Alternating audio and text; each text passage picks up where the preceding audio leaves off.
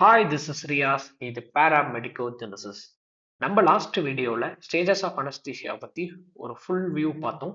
இப்போ இந்த வீடியோவில் இந்த ஸ்டேஜஸ் ஆஃப் அனஸ்தீஷியாவில் எம்சிக்யூ ப்ராக்டிஸ் பண்ணலாம். வழக்கம் போல வீடியோக்குள்ள போகும். ஃபர்ஸ்ட் கொஸ்டின் பார்த்தீங்க அப்படின்னா a patient undergoing inhalation induction becomes unconsciousness and shows breath holding, increased muscle tone and exaggerated jaw reflex.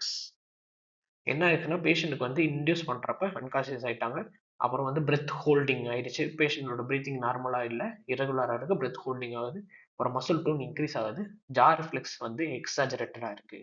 So இந்த ஃபீச்சர்ஸ்லாம் வச்சு பார்க்குறப்ப இது வந்து ஸ்டேஜ் 2 அனஸ்தீஷியா அப்படிங்கிறத நம்ம ஈஸியாக வந்து கண்டுபிடிச்சிடலாம்.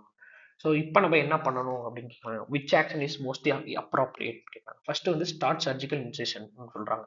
ஸோ ஸ்டேஜ் 2ல வந்து சர்ஜிக்கல் இன்செஷன் போட முடியாது.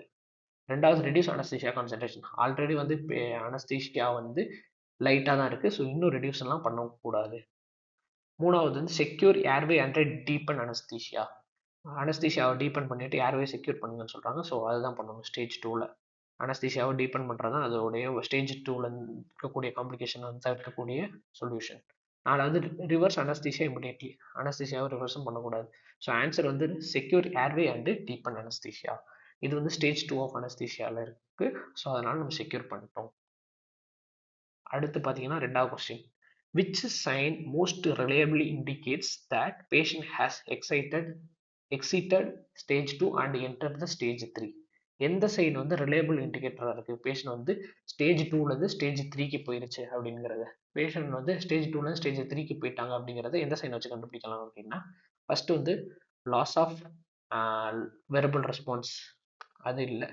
அடுத்து ரெகுலர் ரெஸ்பிரேஷன் அதுவும் இல்லை. ஏன்னா ஸ்டேஜ் 3 வரையுமே ரெகுலர் ரெஸ்பிரேஷன் இருக்கும். லாஸ் ஆஃப் ஐராக் ரிஃப்ளெக்ஸ் தான் answer. Decreased pain perception first stage 1லேயே போயிடும். ஸ்டேஜ் 1லேயே பெயின் பர்செப்ஷன் போயிடும். அனல்ஜிஷியா ஸ்டேஜ்னு சொல்லுவாங்கள்ல, அந்த வீடியோ பார்த்தீங்கன்னா உங்களுக்கு எல்லாம் புரியும்.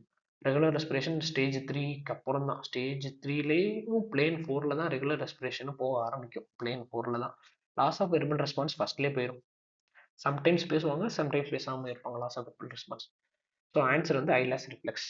ஸோ ரிஃப்ளெக்ஸோட ஃபஸ்ட்டு வந்து நம்ம அனஸ்தீசியா கொடுக்குறப்ப போகக்கூடிய ரிஃப்ளெக்ஸ் வந்து ஐலாக் ரிஃப்ளெக்ஸ் தான். Eyelash reflex. அடுத்த question. During surgery, the patient developed shallow respiration, fixed dilated pupils, falling blood pressure. This mostly likely represents. Surgery எப்போ பேஷண்ட்டுக்கு வந்து ஷாலோ ரெஸ்பிரேஷன் வந்து கம்மியாகுது, ஃபிக்ஸ்டு டைலேட்டட் பீப்புள் வந்து டைலேட் ஆயிடுச்சு, அண்ட் ஃபாலிங் பிளட் ப்ரெஷர். ஓகேவா, people டைலேட்டடு, BP வந்து கம்மியாகுது, அப்புறம் வந்து என்னது ஷாலோ ரெஸ்பிரேஷனும் கம்மியாகுது, அதாவது ரெஸ்பிரேட்டரி டிப்ரெஷன் ஆகுது. ஸோ இது எல்லாத்தையும் பார்க்குறப்ப நம்மளுக்கு என்ன தெரியுது அப்படின்னா இட்ஸ் அனஸ்தீஷியா ஓவர் டோஸ் அப்படிங்கிறது தெரியுது. லைட் அனஸ்தீஷியா இல்லை, சர்ஜிக்கல் பெயின் டூலில், இன்அடிகேட் அனஸ்தீஷியா இல்லை, அனஸ்தீஷியா ஓவர் டோஸில் தான் வந்து பிபி கம்மியாகும், ஹார்ட் ரேட் கம்மியாகும், ரெஸ்பிரேட் டிப்ரெஷன் ஆகும், பியூப்பிள் வந்து டைலேட் ஆகும். அடுத்த fourth question. Why is stage 2 consider the most dangerous phase of the inhalation anaesthesia? எதுக்கு வந்து ஸ்டேஜ் 2 வந்து டேஞ்சர் அப்படின்னு சொல்கிறாங்க அப்படின்னா, பெயின் சென்சேஷன் இன்க்ரீசஸ். அந்த இதில் பெயின் இருக்குமா? இருக்காது. ஏன்னா ஸ்டேஜ் 1லேயே நம்ம அனல்ஜீசியா வந்து அச்சீவ் பண்ணிடுவோம். ஸோ பெயின் வந்து இருக்காது. ரெண்டாவது கான்சியஸ் ரிட்டர்ன்ஸ். அப்போ தான் கான்சியஸ் வருமா அப்படின்னா கான்சியஸும் வராது. Airway reflex are exaggerated. இதான் answer. Muscle paralysis occurs. Muscle பேரலைஸ்லாம் ஸ்டேஜ் 3ல தான் நம்மளுக்கு அக்கேர் ஆகும். ஸோ இதுவும் இல்லை. ஸோ ஏர்வே ரிஃப்ளெக்ஸ் தான் வந்து எக்ஸாஜரேட்டடாக இருக்கும். ஸோ இதனால நம்மளுக்கு மிகவும் பெரிய காம்ப்ளிகேஷன் ஆனால் லாரிங்கோஸ்பாசம் வரதுக்கான சான்சஸ் இருக்குது. லாரிங்கோஸ்பாசம் அப்படின்னா இந்த ஓக்கல் கார்டுனா இந்த ஓக்கல் கார்டு வந்து அப்படியே மூடிக்கும். ஸோ இது வழியாக நம்ம தான் இடிடி போடுவோம்.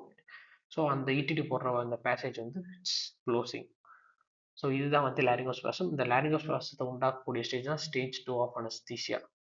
ஓகேவா, அதனால தான் ஏர்வே ரிஃப்ளெக்ஸாக எக்ஸாஜரேட்டடாக இருக்கும். அதனால தான் இது வந்து டேஞ்சரஸ். அடுத்து, which airway complication is most likely during stage 2 anaesthesia? எந்த ஏர்வே காம்ப்ளிகேஷன் வந்து ஸ்டேஜ் 2 அனஸ்தீசியாவில் இருக்குது? இப்போ தான் நம்ம பார்த்தோம் லாரிங்கோஸ்பாசம் தான் ஆன்சர். லாரிங்கோஸ்பாசம் தான் இதுக்குடைய ஆன்சர். ஓகேவா, அடுத்து விச் ஸ்டேஜ் ஆஃப் அனஸ்தீசியா இருக்கு இமிடியட் ரெசஸ்டேஷன் இஃப் டிடெக்டட். எந்த ஸ்டேஜ் ஆஃப் அனஸ்தீசியாவுக்கு இமிடியட் ரெசஸ்டேஷன் தேவை அப்படின்னு பார்த்தோம்னா ஃபர்ஸ்ட் ஸ்டேஜ் ஒன்னுக்கு வந்து தேவையா தேவையில்லை. ஸ்டேஜ் டூ வந்து ஒரு டேஞ்சரஸான ஸ்டேஜ். ஸோ ஸ்டேஜ் டூக்கு இருக்கலாம். ஸ்டேஜ் ஒன்னுங்கிறது அனதீசியா, அதுக்கெல்லாம் தேவைப்படாது இமிடியட் ரெசஸ்டேஷன், அதில் எந்த காம்ப்ளிகேஷனும் இருக்காது. ஸ்டேஜ் டூ வந்து ஒன் ஆஃப் தி கிரிட்டிக்கலான ஸ்டேஜ். ஸோ அதனால நம்ம ஸ்டேஜ் டூ வச்சுக்கலாம். அடுத்து ஸ்டேஜ் த்ரீ பிளேன் ஒன் அப்படிங்கிறது நம்மளுக்கு கண்ட்ரோலில் தான் வந்துடும், அதனால அதுக்கும் ரெசிஸ்டேஷன் தேவையில்லை. ஸ்டேஜ் ஃபோர் வந்து ஓவர்டோஸ், இதுக்கும் வந்து என்ன தேவை, ரெசிஸ்டேஷன் தேவை. ஆனால் ஸ்டேஜ் டூவில் அந்த லாரிங்கோஸ்பாசம்ங்கிற காம்ப்ளிகேஷன் வந்தால் தான் நம்மளுக்கு வந்து இமிடியட் ரெசிஸ்டேஷன் தேவை. ஆனால் ஸ்டேஜ் ஃபோருக்கு பேஷண்ட் போயிட்டாலே அவங்களுக்கு இமிடியட் ரெசிஸ்டேஷன் தேவை. அப்போ என்ன ஆகும் அப்படின்னா பிபி ரொம்ப கம்மியாயிரும், பீப்புள் வந்து டைலேட் ஆயிரும், ரெஸ்பிரேட்டரி டிப்ரெஷன் இருக்கும், கார்டியோவாஸ்குலர் டிப்ரெஷன் இருக்கும். ஸோ அதனால் ஒரு ஒரு கிரிட்டிக்கலான சுச்சுவேஷன் இருக்கக்கூடிய ஸ்டேஜ் வந்து ஸ்டேஜ் ஃபோர். அதனால தான் இதுக்கு இமிடியட் ரெசிஸ்டேஷன் தேவை. அடுத்து 7வது question, ideal conditions for most abdominal surgeries are achieved in. Abdominal சர்ஜரிக்கு அச்சீவ் பண்ணுறதுக்கு எந்த பிளேன் வேணும் அப்படின்னா stage three plane two it's important. இதுதான் நம்மளுக்கு தேவை. ஸ்டேஜ் ஒன்னுலாம் நம்ம அப்டாமினல் நோண்ட முடியாது, ஸ்டேஜ் டூவையும் பண்ண முடியாது. ஸ்டேஜ் டூங்கிற இடத்துலானது stage four overdose. So stage three தான் வந்து ஸ்டேஜ் த்ரீ தான் சர்ஜிக்கல் அனஸ்தீசியா பிளேன். அதில் வந்து பிளேன் த்ரீ தான் வந்து சர்ஜிக்கல் அனஸ்தீசியா. ஆனால் பிளேன் டூலையும் நம்மளுக்கு வந்து அப்டாமினல் சர்ஜரி பண்ண முடியும். அடுத்து வந்து which finding suggest anesthesia is become excessively deep within the stage 3. எந்த ஃபைண்டிங்கை வச்சு அனஸ்தீசியா வந்து ஸ்டேஜ் த்ரீலே டீப் அப்படிங்கிறத சொல்லலாம். ஸ்டேஜ் த்ரீ தான் இருக்குது, டீப்பில் போயிட்டுருக்கு அப்படிங்கிறத சொல்லலாம். Return of eyelash reflex. Eyelash reflex வந்து பேஷண்ட் ரிவர்ஸ் பண்ணுறப்ப தான் வரும். ஸோ அது ஆன்சர் இல்லை. அடுத்து increased blood pressure. Blood pressure வந்து இன்க்ரீஸ் ஆகுமா அப்படின்னு டீப்பாக போகிறப்ப வந்து பிளட் ப்ரெஷர் கம்மியாகும் தான். ஸோ ஆனால் அதையும் நம்ம சொல்ல முடியாது, இன்க்ரீஸ்ட்னு போட்டிருக்கு. ஸோ இது ஆன்சர் இல்லை. அடுத்து ப்ராக்ரஸிவ் ரெஸ்பிரேட்டரி டிப்ரெஷன். நம்மளுக்கு ஸ்டேஜ் த்ரீலேருந்து டீப்பாக போகிறதுக்கு ரெஸ்பிரேட்டரி டிப்ரெஷன் ஆகும். ஸோ இதான் வந்து ஆன்சர். லிம்ப் மூவ்மெண்ட் வந்து ஸ்டேஜ் த்ரீல எதுவும் பண்ண மாட்டாங்க. ஸோ ஆன்சர் வந்து respiratory depression. Which reflex disappears first as the depth of anaesthesia increases. எந்த ரிஃப்ளெக்ஸ் வந்து ஃபர்ஸ்ட் வந்து டிஸப்பியர் ஆகும் அப்படின்னா ஐலாஸ் ரிஃப்ளெக்ஸ் தான் ஆகும். நம்ம போன கொஸ்டின்லேயே பார்த்தோம். ஃபர்ஸ்ட் வந்து ஐலாஸ் ரிஃப்ளெக்ஸ், ரெண்டாவது வந்து ஸ்வாலோ ரிஃப்ளெக்ஸ், மூணாவது காஃப் ரிஃப்ளெக்ஸ், நாலாவது கேக் ரிஃப்ளெக்ஸ், அஞ்சாவது கார்னியல் ரிஃப்ளெக்ஸ், ஆறாவது வந்து பியூப்புலரி ரிஃப்ளெக்ஸ். பீப்புள் டைலேட் ஆகுது இதாகுதுங்கிறாங்க, லைட்டுக்கு வந்து பீப்புள்னா ஆகுது அப்படிங்கிறது தான் லாஸ்ட். ஃபஸ்ட்டு நம்மளுக்கு போகிறது வந்து eyelash reflex. So eyelash reflex வந்து ஃபஸ்ட்டு டிஸப்பியர் ஆயிரும். அடுத்து 10வது question, Guedel stages of anaesthesia are most accurately applicable to. Guedel's வந்து எதை வச்சு சொன்னார் அப்படின்னா இன்ட்ராவினஸ் இன்டெக்ஷன் ஏஜென்ட் வச்சு சொன்னாரா இல்லை, பேலன்ஸ் அனஸ்தீசியா பற்றி சொன்னாரா இல்லை, இன்ஹலேஷன் ஈத்தர் அனஸ்தீசியா வச்சு தான் ஸ்டேஜஸ் ஆஃப் அனஸ்தீசியா வந்து சொன்னார். ஸோ இது டேரக்ட் கொஸ்டின் தான். அடுத்து ஒய் ஆர் த குடல் stages less clearly observed with modern intravenous anaesthetic agents. அந்த குடல் ஸ்டேஜஸை வந்து ஏன் இப்போ மாடர்ன் அனஸ்தெட்டிக் ஏஜென்ட் பண்ணுறப்ப வந்து நம்மளால அதே அளவு இந்த ஸ்டேஜ் அவர் சொன்ன ஸ்டேஜ் ஒன் ஸ்டேஜ் டூ ஏன் பார்க்க முடியலை அப்படிங்கிறது கொஸ்டின். ஏன் அப்படின்னா faster answer and better control தான் ஆன்சர். இதுதான் எனக்கு ஆன்சர். ஏன் அப்படின்னா இப்போ இருக்கக்கூடிய அனஸ்தீசியா ட்ரக்ஸ் எல்லாமே வந்து ஆன்செட் அண்ட் ரெக்கவரி வந்து ஸ்பீடாக ஆயிடும். ஸோ ஆன்செட் ஸ்பீடாக இருக்கிறனால நம்மளுக்கு stage one stage two stage த்ரீங்கிறத வந்து நம்மளை பிரித்து பார்க்க முடியாது, அது நம்மளுக்கு ஸ்பீடாக போயிடுச்சு. ஸோ அதனால் ஃபாஸ்ட் ஆன்செட் இருக்கிறதுனால fast answer and better control, எல்லா அனஸ்தீசியும் நல்லா கண்ட்ரோல் பண்ணுறாங்கல்ல. ஸோ வந்து வளர்ச்சி அடைஞ்சிச்சுல அனஸ்தீசியாங்கிற ஒரு டிபார்ட்மெண்ட். ஸோ அதனால் நம்மளுக்கு அதை வந்து பார்க்க முடியாது. ஸோ ஆன்சர் வந்து fast answer and better control. அடுத்து which parameter is least reliable when you use the alone to assess the depth of anesthesia. என்ன கொஸ்டின் அப்படின்னா least reliable,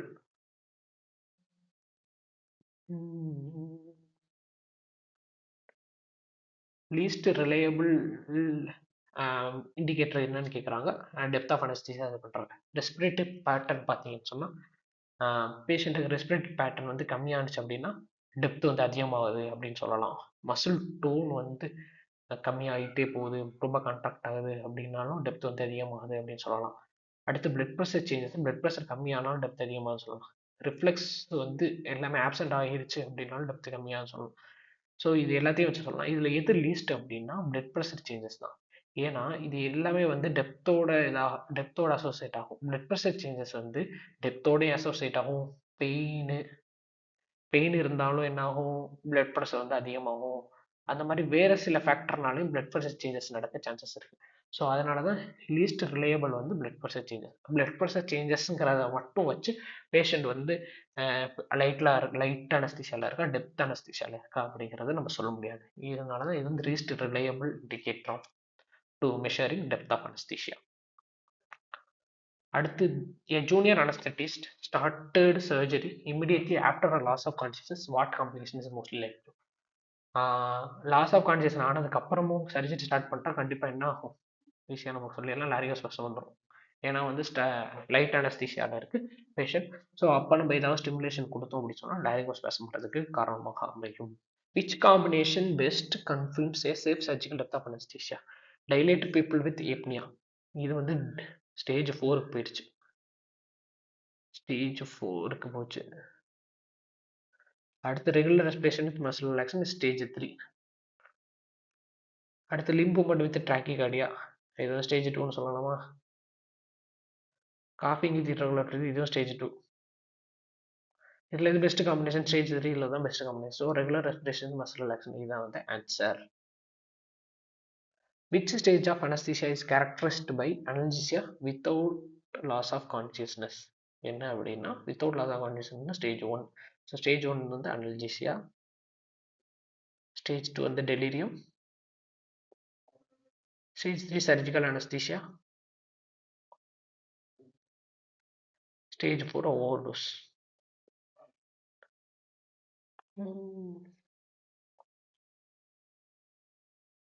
அடுத்து in stage 1 analgesia of anaesthesia the pupil is usually, pupil எப்படி இருக்கும் அப்படின்னா fully dilated and fixed இருக்குமா, consider with absent of light reflex இருக்குமா, normal slightly dilated with light reflex பேஷண்டா, mild dilated with sluggish reflex அப்படின்னா